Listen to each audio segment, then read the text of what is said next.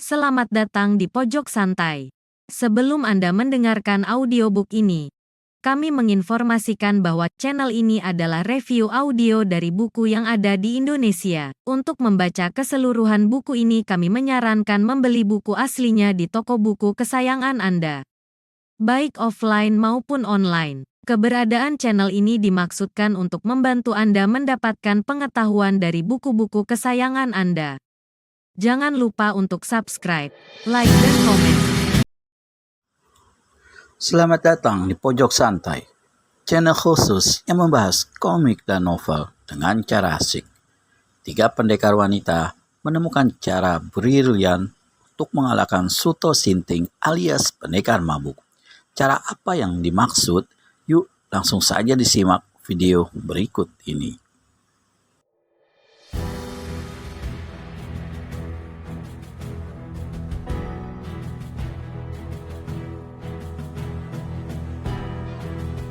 Gemerisik itu masuk ke telinga.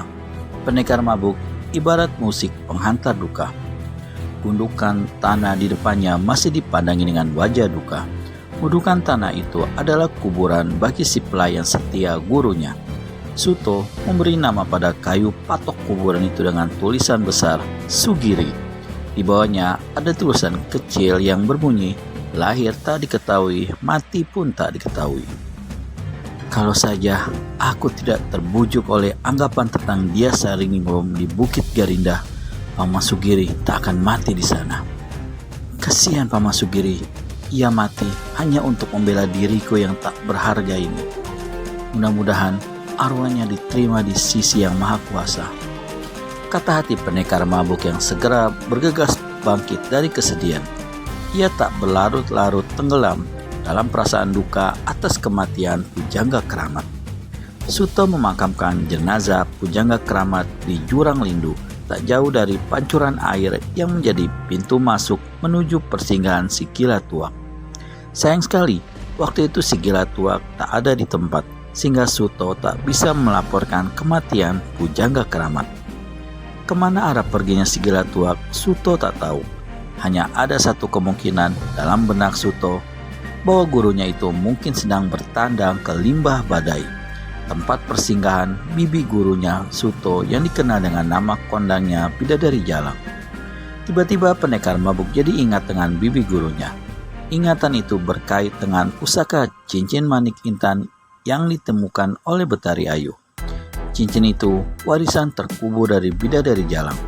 Sekarang ada di tangan Betari Ayu.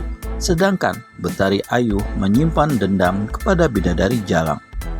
Pendekar mabuk belum sempat meminta cincin itu dari tangan Betari Ayu. Ketika pendekar mabuk selamat dari cengkraman Nyai Lembah Asmara, ia segera pergi mengurus jenazah Pujangga Keramat yang mati di bangsal pertemuan di persinggahannya Nyai Lembah Asmara.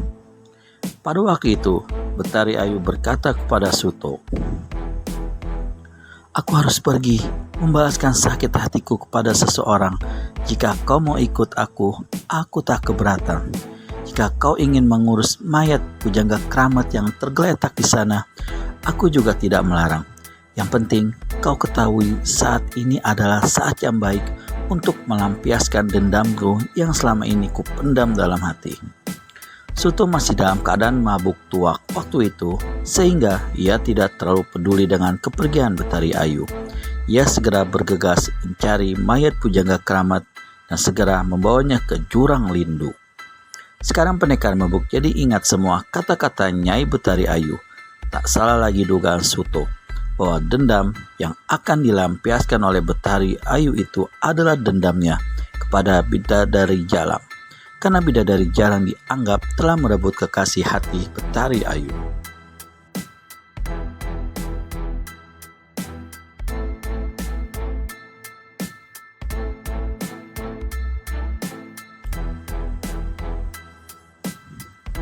Hal itu yang membuat Betari Ayu tidak pernah mau jatuh cinta lagi dengan seorang lelaki.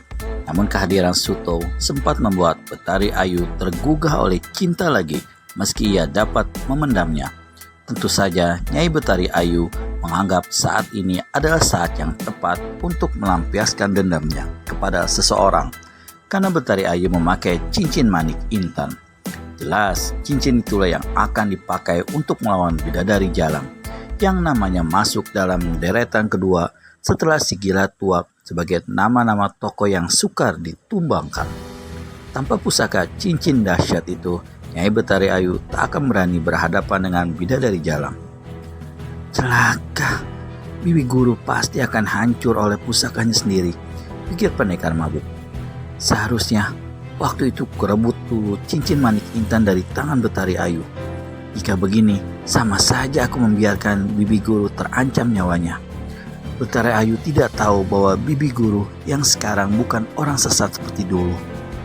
Karenanya, Bibi Guru Bidadari Jalang tidak mau turun ke dunia persilatan kembali, karena dia ingin menghabiskan sisa hidupnya dengan mendekatkan diri kepada Sang Maha Pencipta.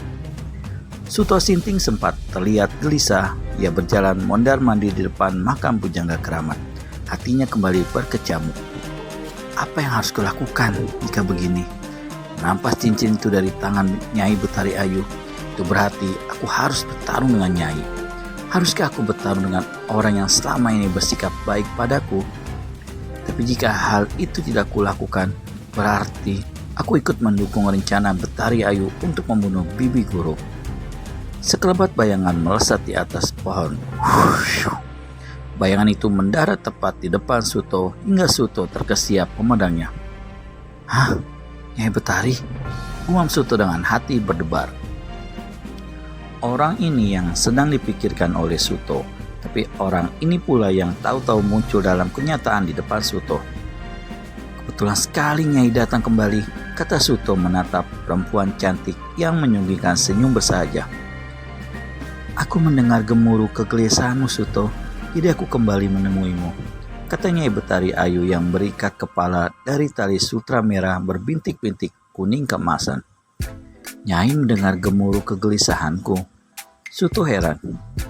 Apa yang terjadi pada diri orang yang kusayangi selalu kudengar lewat telinga hatiku dan kulihat lewat mata hatiku Suto. Oh, jadi saya orang yang Nyai sayangi. Mungkin lebih dari itu, jawab Betari Ayu pelan sambil palingkan wajah ke arah curahan air terjun yang menjadi pintu gerbang persinggahan si Gila Tuak. Pendekar mabuk menjadi kikuk mendengar jawaban itu, tapi ia segera tenangkan diri dan tetap bersikap lembut pada Nyai Betari Ayu. Ia mendekati Betari Ayu dari samping kanan, ikut memandang jurang berair terjun itu, tapi mulutnya ucapkan kata tanya. Sudahkah dendam Nyai terlampiaskan? Belum, jawab Betari Ayu sambil tetap pandang air terjun. Mengapa tak jadi membahas dendam? Tanya Suto. Aku berubah pikiran. Berubah bagaimana Nyai? Untuk apa aku hidup menuruti dendam? Betari Ayu palingkan wajah dan lepar pandangan pada Suto. Lembut sekali pandangannya, selembut rona kecantikan sang Nyai. Katanya lagi, aku harus menjadi orang yang bisa mengalahkan diriku sendiri.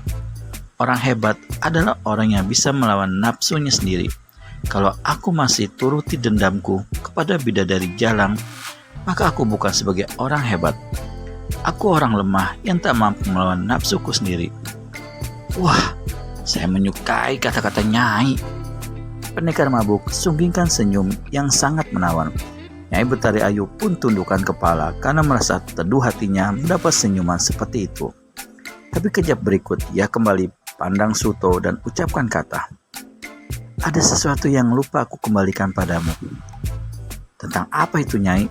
Tangan kiri Nyai melepaskan cincin di jari tangan kanannya, lalu pusaka cincin manik intan itu diserahkan kepada Suto. Ambillah cincin ini Suto.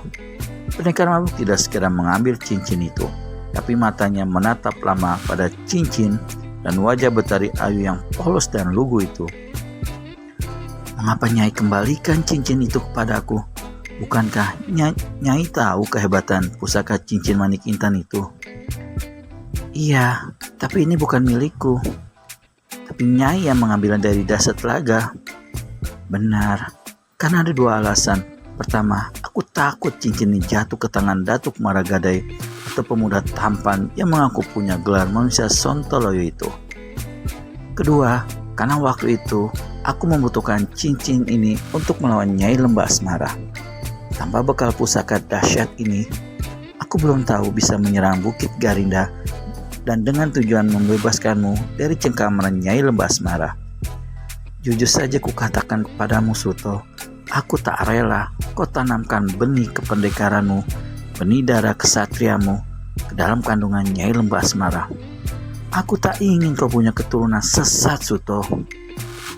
Wah, sejauh itu kan Nyai berpikir tentang saya? Betari Ayu tak menjawab. Ia alihkan pembicaraan itu sambil sekali lagi sodorkan cincin tersebut. Terimalah cincin ini. Kau yang berhak memiliki, bukan aku.